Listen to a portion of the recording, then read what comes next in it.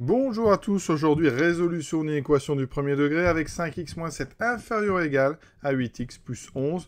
Donc je rappelle le principe, c'est d'isoler x, c'est-à-dire d'avoir un x tout seul à gauche ou à droite. Ici on va choisir à gauche.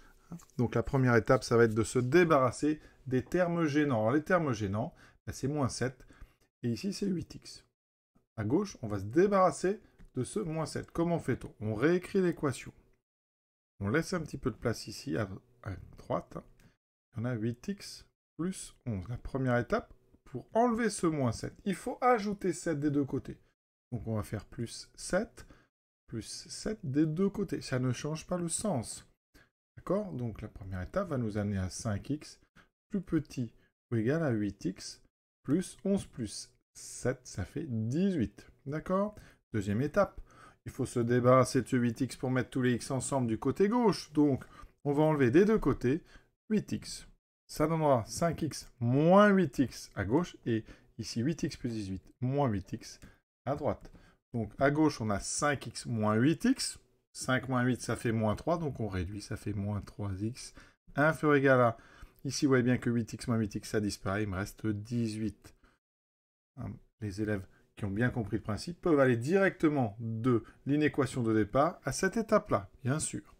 Ensuite, il faut se débarrasser, et c'est bien le mot de ce moins 3. Et ce moins 3, il n'est pas, c'est pas en soustrayant que vous allez, ni en ajoutant que vous allez l'enlever. Il faut diviser par moins 3 ce terme moins 3x. Et attention, on va diviser par moins 3, qui est un nombre négatif. On divise par moins 3, qui est négatif. Ça, c'est très important, parce que comme il est négatif, il va avoir un effet. En divisant par un nombre négatif une inégalité, on change le sens de cette inégalité. Donc, vous allez avoir à gauche, en divisant, vous aurez moins 3x sur moins 3. Les moins 3 se simplifient sans aucun problème. D'accord? Donc, il va me rester à gauche x. On va diviser 18 par moins 3, puisqu'on a dit qu'on divisait par moins 3. Mais par contre, je vous l'ai dit, ça va changer le sens de l'inégalité puisqu'on divise par un nombre négatif. Donc là, au lieu d'avoir un inférieur ou égal, on aura supérieur ou égal. Ça, c'est très important à comprendre. On calcule ensuite 18 sur moins 3, en tout cas on le simplifie, parce que 18 sur moins 3, vous savez que ça fait moins 18 sur 3, et 18 sur 3, ça fait 6. Donc ici, on obtient x supérieur ou égal à moins 6. Maintenant, on doit mettre les solutions sous forme d'un intervalle. Donc, on va faire un petit dessin pour ceux qui ont du mal. On va placer moins 6. À gauche, vous savez qu'on met un moins l'infini plus l'infini. Et donc, nous, les solutions sont les nombres supérieurs ou égaux à moins 6. Donc, on est à droite. D'accord? Les plus grands sont à droite.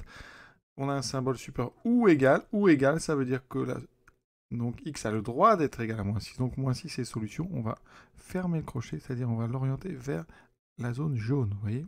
Ici, vers la droite. Quand on va écrire les solutions, on va donc écrire S égale. Donc on va de moins 6 jusqu'à infini, donc jusqu'à plus l'infini. Moins 6 est une solution parce que c'est supérieur ou égal à moins 6, donc c'est un crochet, vous voyez, à la droite. Et ici, c'est une notation, on met toujours le crochet comme ceci, et l'exercice est terminé. Donc rappelez-vous bien, on divise par un nombre négatif, ça change le sens de l'inégalité. Et surtout le moins qui est ici, j'insiste, il va rester. C'est-à-dire que quand on divise par moins 3, ici, vous mettez bien un moins 3. À très bientôt.